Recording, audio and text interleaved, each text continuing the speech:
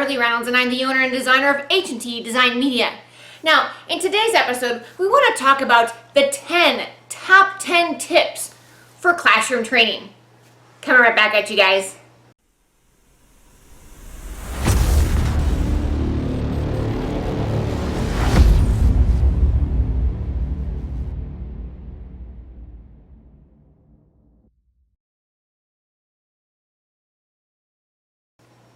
Hey guys, as promised, we want to talk about some of the things that you can do to improve the classroom experience for your students. As an instructor, you have a very important job. You are the center of attention. So welcome to today's video. Today I want to first of all, before I get into the tips, I want to tell you about a story from my own life. One of my first jobs out of college or university was to be a juvenile diversion coordinator, which is really a fancy title for saying that I taught first-time juvenile offenders. Those which had created sort of, minor crimes between the age of 7 and 17. A lot of times if you are 18 or older, you're tried as an adult. But if they had a minor crime, and a lot of times it would be something like tearing up a golf course and causing about $1,500 worth of damage to the golf course. That's considered a minor crime in some areas, at least at the time. Now we're talking back in about 1998. Now, I had to teach young children, but I also had to teach their parents. I had to teach them life skills. Something of which, at that age, we're talking, back in 1998, I'm not sure that I knew what the best life skills were. But yet, somehow I got awarded this position, and I was assigned to teach kids in the evenings after school, and even have an after-school juvenile diversion program that worked in conjunction with the local, sort of like a YMCA. It wasn't called the YMCA, but it was a local rec type center. So I'd have an after-school program, and I would try to keep kids involved in their community, or at least involved in some sort of athletic type activity to try and keep them out of the courts. So you can about imagine the challenges that I was faced with just in teaching that type of role. But regardless of your audience, you've got to train for the audience in front of you. Whether it's kids who have committed minor crimes or whether you are doing adult learning, you've got to keep these 10 tips in mind.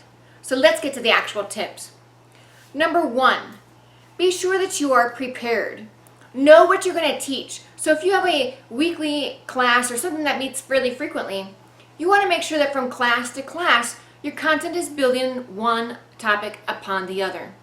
Be prepared. So that's our first tip. Number 2, I would be sure that you found a mentor, somebody that you can emulate, not to copy, but to emulate. So that's number 2. Number 3 is that no matter what topic you are teaching, be sure to set clear expectations. Number 4, if you are reading from slides, now you may already be aware because you can see that every now and then I'll glance down at notes. If you are reading from a slide, for example, maybe you have a PowerPoint presentation going on behind you, I would have some sort of electronic device that you can advance the slides and don't actually read from the slides. Don't narrate.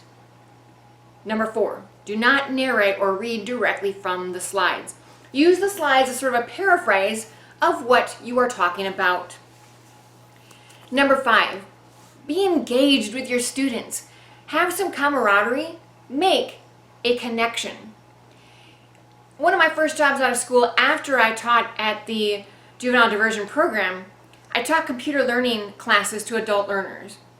So if you've been watching my videos for any amount of time, you've probably heard this story before. But I was thrown into a class at the very last minute, and I was really forced to create a connection with my students. I was sitting in the back of the room, literally studying what I would teach for the next 20 minutes, and then over the next 20 minutes from the back of the room as I gave the students a lab. I created a personal connection. Even though I was frantic, I tried to make their experience personable or personal. Out of that experience, I was able to gain a freelance assignment. How great! I made money, made extra money. What a fabulous experience. You never know what can come out of that experience. Number 6, make sure that your slide deck, if you're using a PowerPoint or some sort of visual, make sure that you're captivating. If you're talking in a selfie style video much like this, make sure that you have vocal inflection, that you actually seem excited about the topic that you're training on. Number 7, I would be using some sort of wireless device. I'd mentioned that kind of earlier, so I kind of got a little bit ahead of myself, but make sure that you're using some sort of electronic advance. If you need to, use a mouse pad and have a regular, wired mouse to advance your slides. But if you're using a presentation, be sure that you are keeping up with that technology. Sometimes you might have a smart board and then you can actually draw on the board and you can literally take your finger and draw on it. Whatever the technology is, be prepared. In fact, be over-prepared for that. So have a device that's appropriate for the technology that you're going to be teaching from. Number 8, not only do you want to make it fun, but maybe even think about gamification or gamifying or quizzing your audience.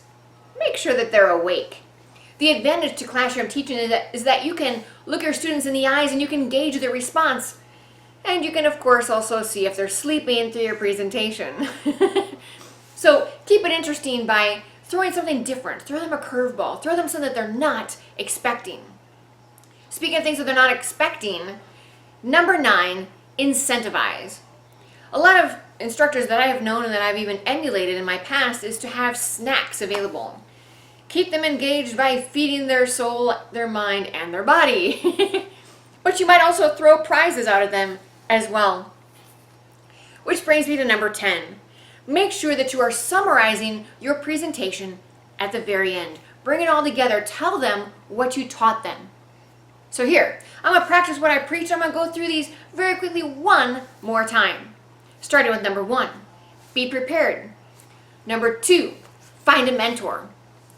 Number 3, set very clear expectations. Number 4, do not read word for word from your slides. Number 5, keep it interesting. Be engaging. Number 6, make sure that if you're going to have a presentation behind you or some sort of visual, keep their attention. Keep it moving. Make it captivating. Number 7, if at all possible, use some sort of wireless device so that you can keep up with the technology that's in the room. Sometimes you plan for one type of technology and you've got to make sure that you plan for something at the last minute. Plan for the unexpected. Number 8, keep it interesting by changing things up. Offer a quiz. Make sure that you gamify or have gamification. Number 9, offer prizes or some sort of incentive for people to not only stay in your class, but stay engaged in your class. Be unexpected. And number 10, be sure to summarize your presentation. So those are my top 10 tips to classroom training. As always, if you've watched my videos before, be sure to give it a thumbs up, like it, share it around to all your friends, subscribe, and make today great, guys.